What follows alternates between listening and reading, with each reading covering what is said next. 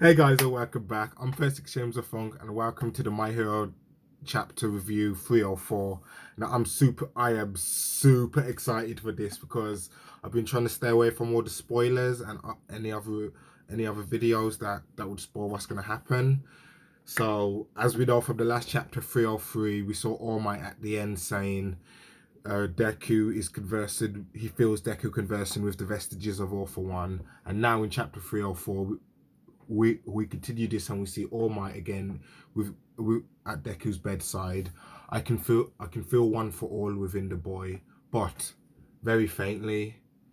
How's everyone faring? Gran Torino, Aizawa Sensei, Ryuku, we pan now. This is what we see is Izuku's thoughts whilst he's in a coma. Maybe whilst he's in the Vestige world, he's still thinking about everyone else. Gran Torino, Kachan, Hado, Endeavor, Todoroki, Togata, Rocklock, Togata. Oh yes, please be okay, everyone. Wait, Himiko Togata. Why is he worrying about? But that goes to show the type of hero Deku is going to be. He even cares about people like Himiko Togata. A bit. Well, he's well. I want to see what else he's got to say, and because we know in the next few pages we're going to be seeing him talking to the vestiges of All for One. Now let's keep going. Please be okay, everyone. That's Deku. And the next scene. The chapter is also titled Izuku Midoriya and Toshinori Yagi. Before you wake up, we gotta have a chat. And this is Banjuro, the fourth user of All for One, I believe it was. I can't remember his exact placement, but we see All Might's. We see a great spread where we see Nanashima, we see all the users of All for One, and what seems to be two individuals in the background, which is kind of weird looking because um no, I think because the two people in this background we see on the second and third pages, it looks like it is Kirishima and Bakugo for some reason, because the guy on the left, all you see is the back of him, but he does have the grenade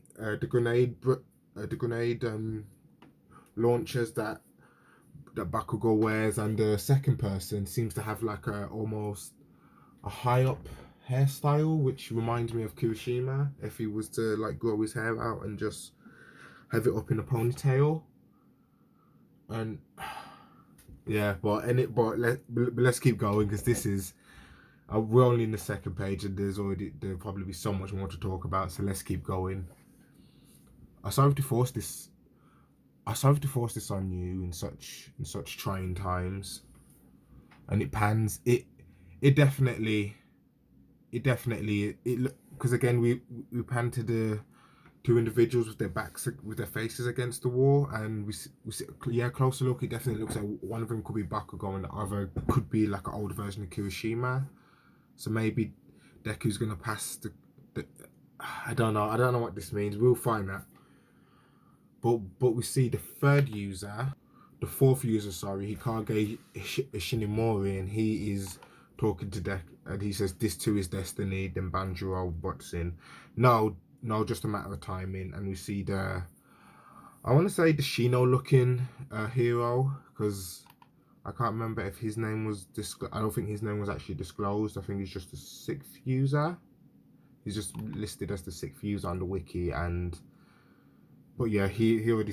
But he says my esteemed colleague Banjo has already spoken to you about a bit about this, and we see Shimura and we see All Might. We do see All Might's vestige, but we only see him in like an ethereal form because All Might's not dead yet. So once All Might dies, which is kind of foreshadowing his death, will happen potentially even in the next few chapters of the series,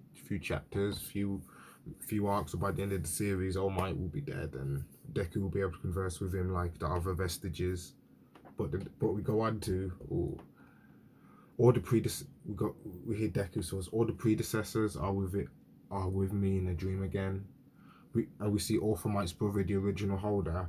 Before we could interact with you by weaving through the interstices of your flickering consciousness, but not that limitation. But that limitation no longer exists. About 4 months ago, my power, that is to say, one for all, began growing rapidly. Now, this is the original user, All For One's younger brother, talking and explaining, or explaining All For One for All, and how I guess the power's been growing over time. Along with the growth, the vestiges of the predecessors within One For All took on more solid forms, and they are now now able to communicate with each other. Okay, so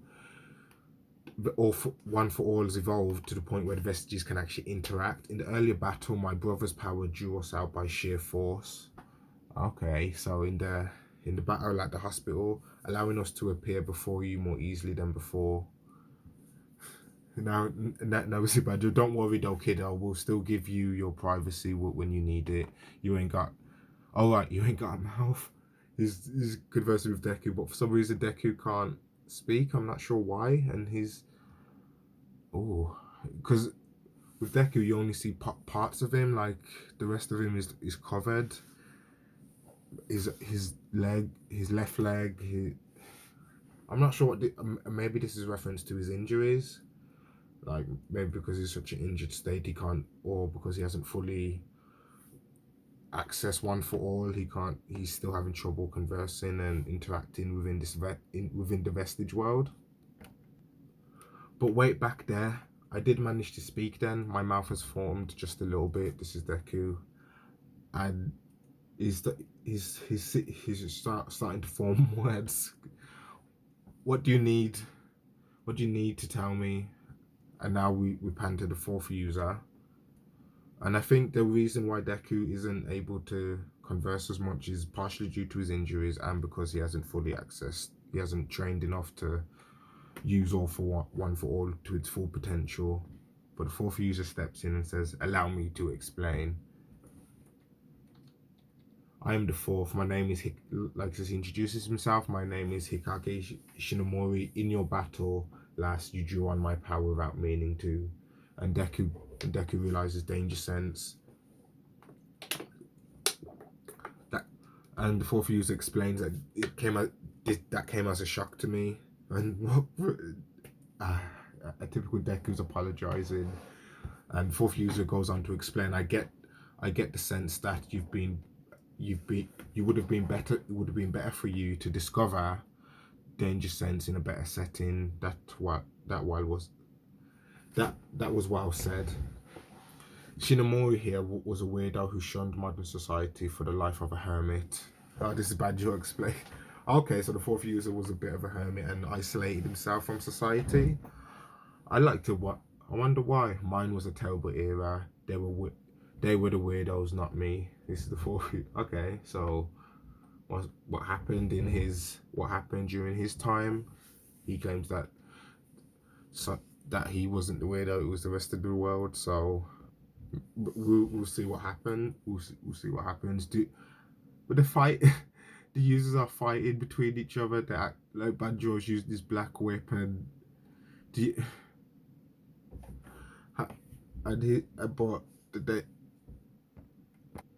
but let's just call him the danger hero. Hikage is fighting back and dodging. Do you happen to know how long I lived and what killed me? You died at 40, and not sure what killed you. It wasn't written in All Might's notes, or rather, it was not like he wrote something but erased it. Okay, but he reveals he died of old age. Now, well, that's fair enough, but then that means did he ever fight All For One? Because Banjiro mentioned he was a hermit and isolated himself. So did he just was One For All passed on to him and he just ran off and hid? Again, we'll keep going because most likely there'll be an explanation for this. But this chapter it's a great chapter because it's just explaining so much about One for All, and we're learning about the fourth user and a bit more on how this all works. In old age, he was only 40. Banjo and I had no way of knowing my cause of death until Yagi told us after some research. I'll get straight to the point. As of now, One for All cannot be wielded by an ordinary person. Okay, and Deku's confused, huh? I possess One for All for the I possess One for All for the second longest amount, second only after Yagi. For 18 long years, I evaded all for one, and devoted my life to building up power. From the moment I inherited the quirk, I knew I could never defeat that villain, so I decided to spend my turn, so to speak, amassing further strength. In my final years, these cracks appeared on my body. I thought it was an unknown disease of some sort, or perhaps I hadn't trained it hard enough. But when Yagi dug up my medical history and autopsy report, the truth became clearer. I say I died of old age because possessing multiple quirks effectively ate away at my very life. Okay, so so One for All is gonna be eating away at Deku's lifespan. So if he died at 40 and it was considered to be old age, is this how they're saying that Deku's what? How old is Deku? Deku is 16 years old. So if One for All cut off the fourth user's age limit capped it at 40, then could we see Deku die within the next few years before he's by his 21st? Because based on how One for All has been progressing over the years, then this could very much be a factor. But then, okay, let's continue, because I could go on all day about the how this could affect the series in the future. I'll probably do another video about this in the week. Your life? Deku responds, no way. But hang on a minute, One for All only grew stronger after your time, Shinomori, and All Might managed to hold on to it for much longer. That brings us to what we must tell you. When Yagi, the others never held it for long, and since they died in battle, Yagi's only other point in comparison was himself, which is why when Yagi realized that possessing One for All places a terrible burden on the body, he thought the same thing. He thought about what Shinomori had that he himself lacked. All Might was quirkless. Okay, so it's confirmed All Might was quirkless like Deku, because there was this disproves all the theories about All Might having a secret quirk. He thought it. So maybe that's the key. Only a quirkless user, only a quirkless person can possess All for One, because the strain of it already. Yeah, I don't know. Let's keep going, because again, this is who knows what this could mean. Yes, Yagi still lives, but the knowledge he gained was passed on to us via his shading here. He couldn't be entirely sure, so he didn't tell you, but what my brother said had confirmed it. He spoke of how a person's essence is hardwired into their quirk factor, but then why would Yagi still appear here when he never had a quirk factor of his own? All this time we believed that the raw spirits of us predecessors resided within One for All, but in truth these fragments of our consciousness came about with the quirk factors of the second through seventh successors. That is what One for All contains. Yagi is the sole exception. Wow, we find out a lot of information. So okay, so the original user goes in to explain that a vessel with an existing quirk with an existing quirk of its own could not have received One for All without warping or spilling over, i.e. it's shortening their lifespan or damaging their bodies, and attempting to force it anyway results, like we said, in a shortened lifespan. Toshinagi was the perfect user for All for One after Nanashima, because he lacked a quirk, so he wouldn't have that same issue. so he could just then spend his time cultivating and building the power. Okay. And they also explain that the fragments of consciousness came about with the quirk factors of the second and seventh successors. That's what All for One contains. It contains the fragments, but yeah, for 40 years Yagi managed to maintain his grip on One for All. It was the perfect fit for his previously empty vessel, and as such it truly became his quirk. By some twist of fate, that power must pass from one to the next. Wound up being meant for those who lacked power to start with, that they are the ones who can draw out its true value. You mean, especially now that the predecessors' quirks are manifesting, I definitely can't pass this on to a normal person. When they say normal person, they mean someone with a quirk, because as we know, most people, like 98% of the world in My Hero, has quirks. So so that means we may never see Deku pass this quirk on to someone else who has a quirk. So we may never get to see. Maybe we won't get to see the Bakugo Kirishima time travel theory. But why? But again, it pans out and it still shows the two figures in the wars with their backs against the wall. Now, personally, I think Kirishima could handle the quirk, but due to his hardening quirk and him being able to make his body tougher.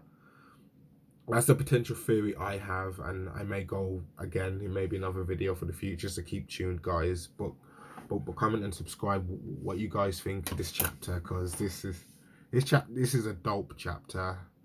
And so yeah, like Deku's finally, the penny's dropping for Deku as well. One for All can't be transferred anymore. That's what they're saying. And the All for One's brother goes on to say, quirkless individuals have all but vanished in your generation. So there's a lot less quirkless people now. So one for all cannot be passed on again. One for all. And if you're likely to come across another who needs such power, none of us knew of any of this at the time, but as fate would have it, it passed on to his hands and then yours. If only we had found a way to interact with the wielder sooner. Oh, I don't like where this chapter's going, because I think they're potentially going to say that they're going to maybe give Deku the rest of the quirks to use, but it will in turn again, it's coming up to the end of the chapter. We're on page 14 now, so a few more pages left, and we'll see how this ends for Deku. How this is going to progress the story. Because I like this, it flashes back to Deku's moment of when he sees All Might in his weak form, and he tells Deku, and I believe it's the scene when All Might tells Deku he can be a hero too, and All for One can be passed on. So much pain and suffering could have been avoided. Ooh, it depends to Night Eye, so maybe Night Eye. You get it now, kiddo. You might be the last wielder of All for One. I could be the last one. That's the real issue. Now, Izuku, tell me, can you kill Tomoe Shigaraki? And that's saying this, so I guess we're gonna find out next chapter what, because I guess the Vestiges have all decided that Shigaraki needs to die, because it's pretty much obvious at this point based on all the damage Shigaraki and All for One has caused. So I believe that they're gonna potentially give Deku, maybe in the next few chapters we'll see Deku start to unlock more of the quirks as he converses more with the Vestiges, but they're definitely going to have a chat with him about ending Shigaraki's life, because he is a villain who cannot exist anymore in this world. And I guess All for One, it goes the same. So potentially they're hinting at the fact that Deku may kill the main villain of the series by the end. So I I like where this is going. I like the direction that Hirokoshi is going with this. The fact that Deku is being presented with this idea that he may have to kill, he may have to take a life. And the only other hero we've seen in the series do that is Hawks. And we've already seen the backlash that he has faced, that he will be facing from the public. So imagine Deku trying to be, but again, and Hawks was the number 2 hero. So how would society then view Deku once he becomes the number 1 hero, or would society change to the point where they would accept Deku, the number 1 hero, killing a villain, even if it's just Shigaraki and he never kills again? It still raises some questions to the My Hero Academia world as a whole, and the idea if they can fall behind a hero like that who's willing to take a life. But like I said, that is the end of the chapter. And I mean, you guys comment below on what you think of the chapter, what you guys think, how you think the story's going to go in chapter 3 or 5, which is coming out in 6 days time. So my next review will be out then. Like, because for me, I have so much to consider and talk about, but I'll talk about in another video, maybe further discussing on the potential path the series can take now, and I'll be hopefully dropping some theories in the future on those users, on the users we saw, who the people we saw with their backs against the wall. But like I said, like, comment, subscribe, guys. This is My Hero chapter review 304, and I'm Vestige James of Funk. Keep it fresh and keep it funky. Bye.